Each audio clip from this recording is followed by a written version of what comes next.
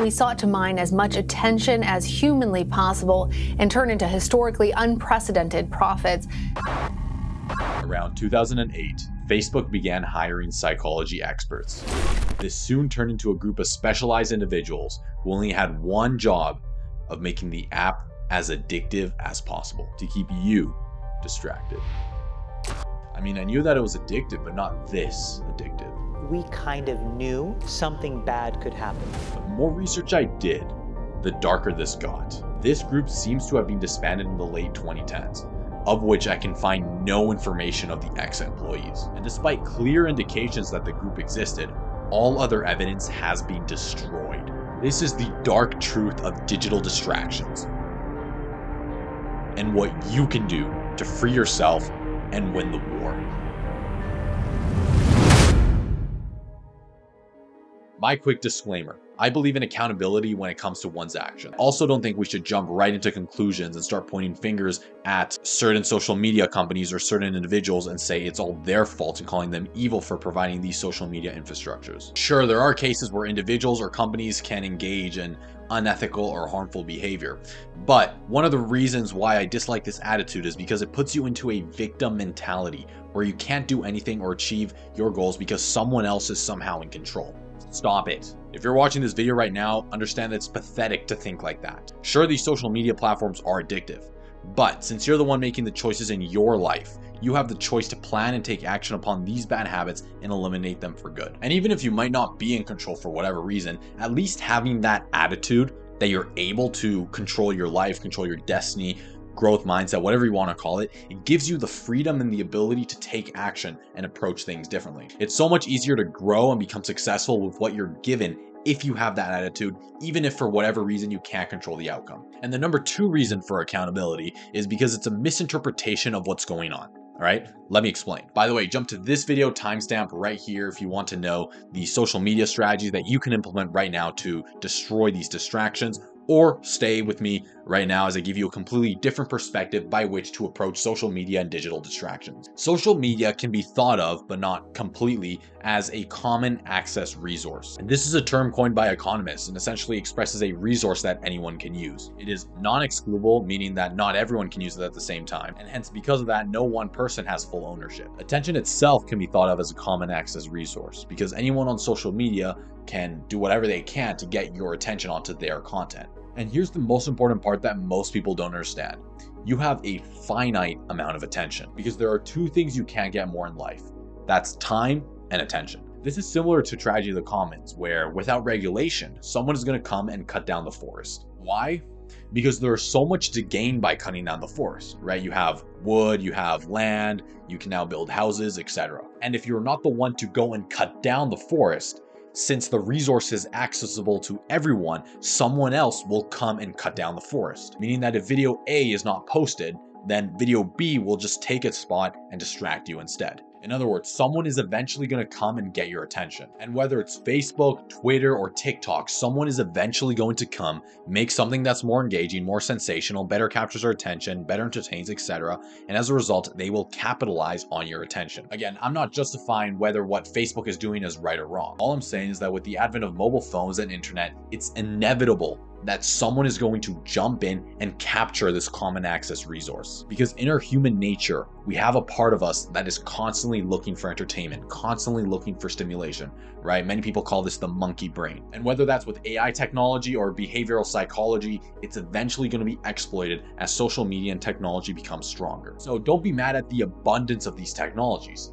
Instead, be mad at your overconsumption of said technologies. Now that you understand that social media and all these related distractions are looking to get as much of your attention as possible, forget this first strategy and you'll almost always remain at the end of that social media and distraction tether.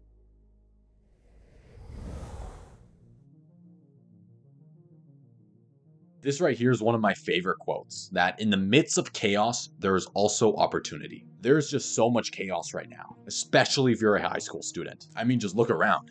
More than 54% of Gen Zs are said to be overwhelmed and distracted by an obsessive use of technology. So if you're that one person who's able to maintain calm and able to maintain states of focus and productive flow without getting distracted, it becomes very simple to win. The thing is that most people truly have no idea how long they're using their phone for. In fact, one of the former Facebook executives said that most people use their phones for 4.5 hours a day. If you ask the same group of people how many hours they think they use their phones, they think they use it for 2 hours a day. Again, that is a huge opportunity for you to take advantage. And with that being said, you just found yourself a Easter egg. Type in this code right here into the link down below and get yourself a pretty amazing resource. Again, if you're not sure what Easter eggs are, essentially I put these codes throughout my video that you type into the website down below. And when you do that, you actually get access to a bunch of resources, all for free if you type in this code. So use the code, type it in down below. I know you'll like this one. So I got myself out of this digital distraction and social media back when I was roughly 11 years old. In fact, this was before I even got myself a social media account. How exactly did I do this? Well, I realized a mindset shift that most people still don't realize until today. Social media is nothing other than entertainment. In fact, it's a distraction from real life. It's a means of feeling important in an otherwise unimportant life. That's what it is, and I want you to think of social media from that perspective. Now, I'm not saying don't have social media, right? I still have my own personal social media. I still have this YouTube channel where I help students on. All I'm saying is to be careful when and how much you consume it, especially when you're doing focused work. Because if people are chronically distracted, then your ability to develop the skill of reaching states of productive flow and focus while doing work becomes extraordinarily important and valuable in getting you ahead. And you need to understand that social media and distractions are not free. They are costing you actual money, actual output. I want you to take a minute and calculate how much social media usage and all these distractions actually cost you. And I did this calculation if you end up getting into an Ivy League and you become a top 10% student in that Ivy League class. Well, it turns out if you reach that status, you reach that Ivy League and you reach that status, every single time you get distracted, it's costing you roughly $500 in output you could be making every single time you get distracted. And if you want to know where I got that math, I ended up calculating the bonus that students make, Ivy League students make when they graduate compared to those who aren't in Ivy League. And I just averaged that over the amount of hours worked in high school years to eventually get into that Ivy League school. I'll link the article in the description down below. So why exactly am I saying $500? Because $500, believe it or not, is worth roughly 20 minutes of work time as a high school student. Again, given that you get into that top Ivy League school. And this right here is what most people don't understand. And as soon as I understood this, I never looked at distractions the same. Are you ready for this? Basically, every single time you get distracted, let's say it's for 30 seconds, you are not losing 30 seconds of progress, right? Because most people think that, oh, I'm going to check YouTube or Facebook for 10 seconds and then I'll get back to work and I'm only wasting 10 seconds of time. That is actually not true. Because not only are you losing those actual seconds that you spend looking at Facebook or looking at YouTube, but you're also missing all the potential you could have made had you not gotten distracted in the first place. And studies show that the cost of interrupted work is roughly 23 minutes and 15 seconds worth of progress. In other words, every single time you get distracted, it takes you roughly 23 minutes and 15 seconds to get back into that state of focus that you were before you got distracted. And then if you convert this to the amount I calculated, it ends up being that you lose roughly $500 if you don't end up actually getting into that Ivy League school. That's actually pretty crazy if you start to think about it. So here's the one practical strategy I'm going to give you to remove your distractions. Why one? Because I always say that it's better to focus on one simple strategy and one simple thing you can do for a prolonged period of time that will give you tangible results, instead of me giving you a list of 5 or 10 things to do and then you not doing any of them. And it's this right here. Make it as impossible to get distracted as you possibly can. It's easier to avoid temptation than it is to resist it. And this really comes down to getting yourself out of what I like to call the instant gratification trap, right? The trap that I need to feel something and feel good and get that pleasure and dopamine spike and whatever right now. You need to get out of that trap and instead wait and do difficult work for a prolonged but larger reward. And this is what most people try to do. They try to will their way out of the distraction. And let me tell you this, willpower is overrated. Okay, do not rely on willpower to get the job done. So if you can't rely on willpower, what do you do instead? Instead, make it nearly impossible for you to get distracted. Add blocks and hurdles and obstacles and just make it as difficult as possible for you to get distracted to the point where your willpower doesn't even matter, right? You're not choosing to not get distracted. You are actively not able to get distracted. right? Those are two different things. So how exactly do you do that? How do you make it as difficult as possible to get distracted? Well, there are multiple different strategies to do this. Okay, I'm going to give you a few examples. The first of which is likely the easiest thing that you can do literally right now. You can download an app called 1sec, which I've been using for the past few months. Love this app, helps me so much. Basically, every single time I try to enter one of the apps that distract me, such as YouTube, which is the biggest one for me, it comes up with a screen and it just makes it cumbersome and annoying to enter the app.